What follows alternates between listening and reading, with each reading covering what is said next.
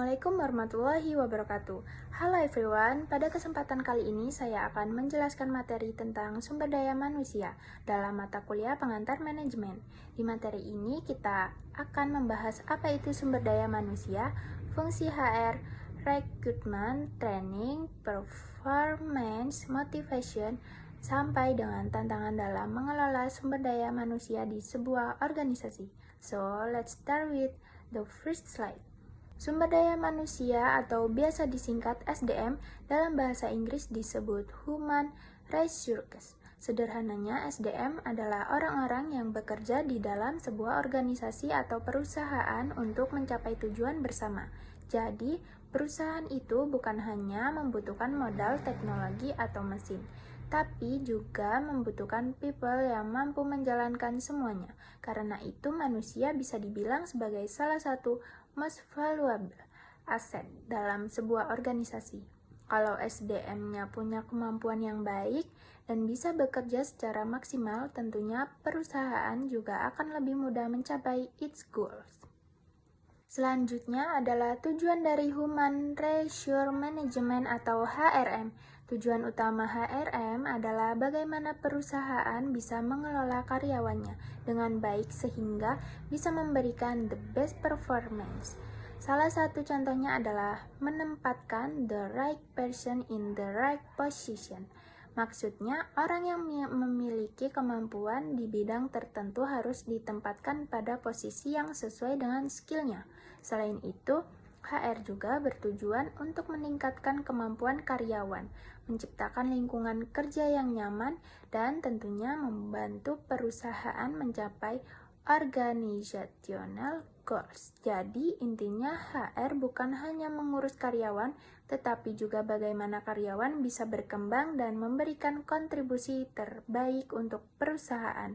Selanjutnya adalah Human Resource Planning atau perencanaan sumber daya manusia. Simpelnya, HR Planning adalah proses menentukan berapa banyak karyawan yang dibutuhkan dan skill apa yang harus mereka punya.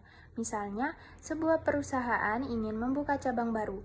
Nah, perusahaan harus menentukan kira-kira membutuhkan berapa orang karyawan, seperti berapa orang untuk bagian admin, marketing, finance, dan bagian lainnya. Jadi, perusahaan harus memastikan the right number of employees with the right skill at the right time. Dengan adanya planning yang baik, perusahaan bisa menghindari kekurangan atau kelebihan tenaga kerja. Selanjutnya adalah compensation and benefit. Compensation adalah imbalan yang diberikan perusahaan kepada karyawan atas pekerjaan yang mereka lakukan. Contohnya adalah salary, wage, bonus, dan insentif.